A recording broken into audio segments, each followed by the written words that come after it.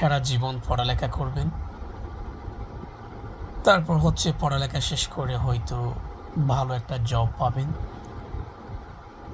Job পাওয়ার পর মনে করেন হচ্ছে আপনি হয়তো বিয়ে করছেন। বিয়ে করার পর হচ্ছে আল্লাহ তাআলা আপনাকে সুন্দর ফুটফুটে একটা বাচ্চা দিয়েছেন। তারপর হয়তো সুন্দর একটা মুহূর্ত পাওয়ার পসিবিলিটি আছে।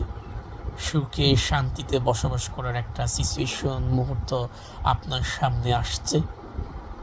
সেই মুহূর্তে আপনি যেকোনো একটা কাজে আসার সময় অথবা যাওয়ার সময় একটা বাসে উঠলেন। দুর্ভাগ্যজনক ওই বাসের ড্রাইভার উনি হচ্ছেন নেশাখোর। হয়তো উনি নেশাগ্রস্ত অবস্থায় ড্রাইভ করছেন অথবা অন্যজনকে তিনি শিখাচ্ছেন। ভুল ড্রাইভ করে কোনো একটা নদীতে ফেলে দিল। এতে অনেক মানুষ নিহত হয়েছে, সেখানে আপনিও ছিলেন।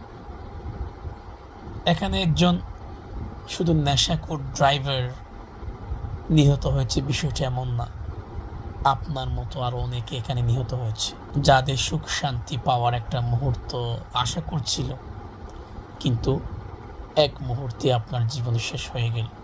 এখানে শুধু আপনার জীবনটা শেষ হয় নাই, আপনার পরিবারে ফুটফুটে সুন্দর বাচ্চাটার জীবনও শেষ হয়েছিল। কারণ আপনি হচ্ছেন পরিবারের একমাত্র সন্তান, আপনার উপর ভর করে আপনার পরিবার চলে।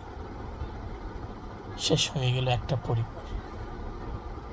এটা হচ্ছে আমাদের বর্তমানে বাংলাদেশের ম্যাক্সিমাম ড্রাইভারের সিচুয়েশন।